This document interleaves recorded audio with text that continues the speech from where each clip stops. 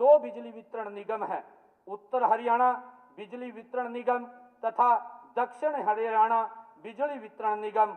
अपने अपने जिले में ये कुल 14,391 फीडरों के माध्यम से घरेलू, कमर्शियल, कृषि और औद्योगिक उपभोक्ताओं को बिजली प्रदान करते हैं।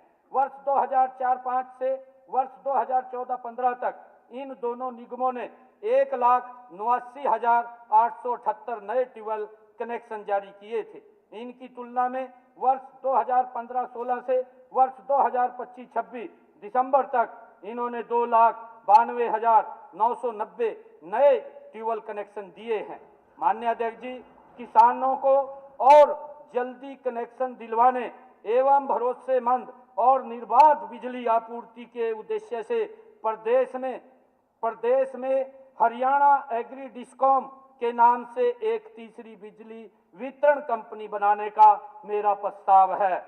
यह प्रदेश के सभी 5,084 कृषि फीडरों तथा 7.12 लाख कृषि उपभोक्ताओं को सभी बिजली सेवाएं देगी। इससे हर खेत तक निर्बाध बिजली पहुंचेगी। नए ट्यूबवेल कनेक्शन देने से लेकर खराब ट्रांसफार्मर बदलने तक की सेवाओं में भारी तेजी आएगी। किसानों की आय बढ़ाने की दिशा में यह मील का पत्थर सिद्ध होगा।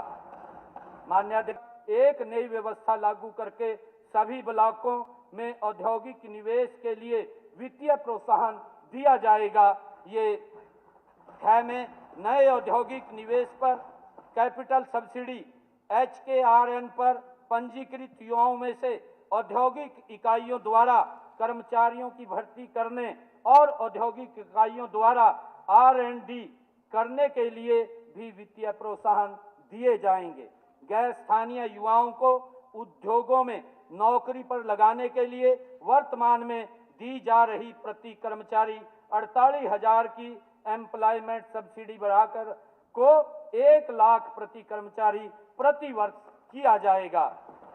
माननीय अध्यक्ष जी, पूर्ववर्ती पंजाब राज्य के उद्योग अध्यक्ष जी, प्रदेश में न्यूनतम मजदूरी के मूल दरों का पुनर्निरीक्षण एवं व्यापक संशोधन करने की मेरी पिछली बजट घोषणा के अनुपालन में गठित की गई एक्सपर्ट कमेटी ने अकुशल श्रमिकों की न्यूनतम मजदूरी को मौजूदा 11,257 प्रति माह से बढ़ा करके 15,200 प्रति माह करने की सिफारिश की है। इस पर शीघ्र ही निर्णय लेकर के 2026-27 में न्यूनतम मजदूरी में बढ़ोतरी की जाएगी। माननीय अध्यक्ष जी, हमारी सूर्य घर मुफ्त बिजली योजना के तहत लगने वाले रूफटॉप सोलर पैनलों की संख्या आज प्रदेश में 54,674 है, जिनको वर्ष 2026-27 में लगभग 4 गुना करके 2.2 लाख घरों की छतों पर रूफटॉप सोलर लगाए जाएंगे।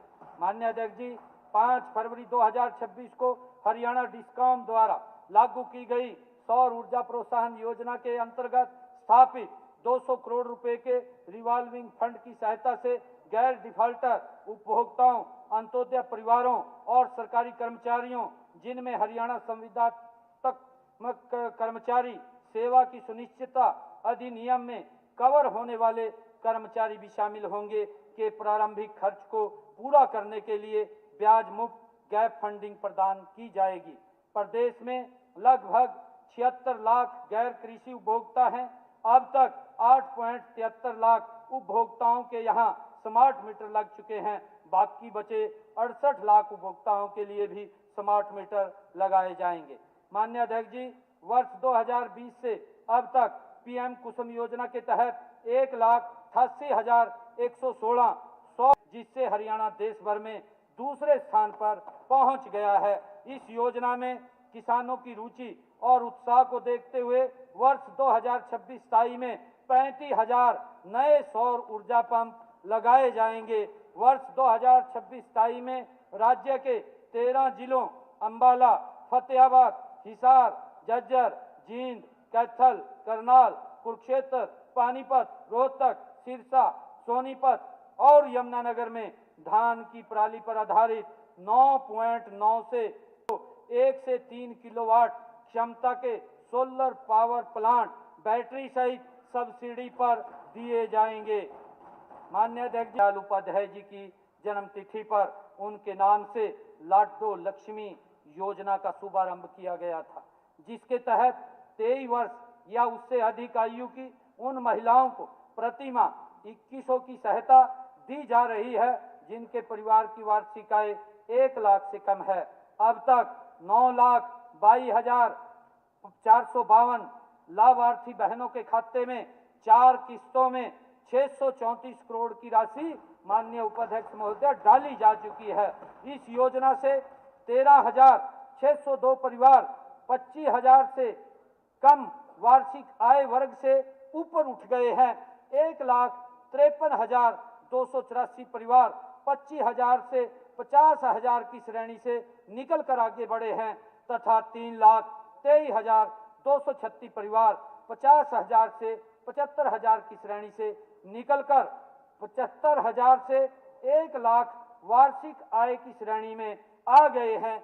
इसी प्रकार 4,94,998 परिवारों की वार्षिक आय 1 लाख से अधिक हो गई है। माननीय उपाध्यक्ष महोदय, मैं यह स्पष्ट करना चाहता हूं कि हमने इनमें से किसी भी परिवार को पहले से मिल रही किसी भी सुविधा जैसे हैप्पी कार्ड, मुफ्त राशन इत्यादि से उनको वंचित नहीं किया है, उसको अजीत जारी रखा है। माननीय उपाध्यक्ष महोदय, मैं यह भी स्पष्ट करना चाहता हूं कि इस योजना में एक परिवार की कितनी पात्र महिलाओं को लाभ मिल सकता है, इसकी कोई सीमा नहीं है। आज प्रदेश के 54,785 परिवार ऐसे हैं जिनमें 2 महिलाएं, 6,330 परिवारों में 3 महिलाएं और 521 परिवारों में 4 महिलाएं इस योजना का लाभ ले रही हैं। माननीय उपाध्यक्ष महोदय, 1 जनवरी 2026 से हमने 1 लाख से 1,80,000 की वार्षिक आय वाली उन महिलाओं को भी 2100 रुपये मासिक लाभ देने शुरू किया है जिनके बच्चों ने कुपोषण से सामान्य स्तर पर पहुंचकर प्रगति दिखाई हो, या जिनके बच्चों ने कक्षा 10वीं या 12वीं में बोर्ड परीक्षाओं में 80% से अधिक अंक प्राप्त किए हों, या फिर जिनके बच्चों ने निपुण भारत मिशन में कक्षा स्तरीय दक्षता प्राप्त की हो।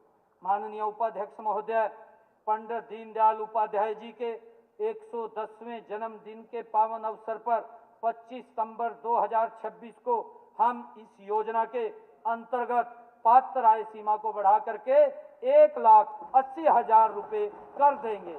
माननीय अध्यक्ष जी, ये मेरा प्रस्ताव है और इसलिए इस बार मैंने इस योजना के लिए 6,500 करोड़ रुपए का प्रस्ताव किया है।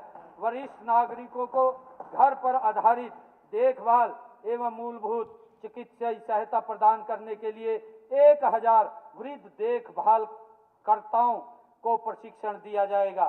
साथ ही वरिष्ठ नागरिक कल्याण क्लब भी बनाए जाएंगे। नशे की समस्या को गंभीरता से लेते हुए नशा मुक्ति के लिए सार्वजनिक निजी भाग विशेष मंत्रालय के सहयोग से राज्य में pre departure orientation training centre बनाया जाएगा। डंकी रूट की समस्या को खत्म करने के लिए चालू वित्त वर्ष में 388 युवाओं को इजराइल व दुबई में रोजगार दिलवाए गए हैं। वर्ष 2026-27 में इसी उद्देश्य से ओमान, कुवैत, जर्मनी और स्पेन में रोजगार दिलवाए जाएंगे। माननीय अध्यक्ष महोदय, समयबद्ध राहत सुनिश्चित करेगा। नंबर 3, कर्मचारियों और पेंशनधारियों के आश्रितों की चिकित्सा प्रतिपूर्ति के लिए आय की वर्तमान सीमा 3,500 रुपये प्रति माह को बढ़ाकर 9,000 प्रति माह करने का मैं प्रस्ताव करता हूं।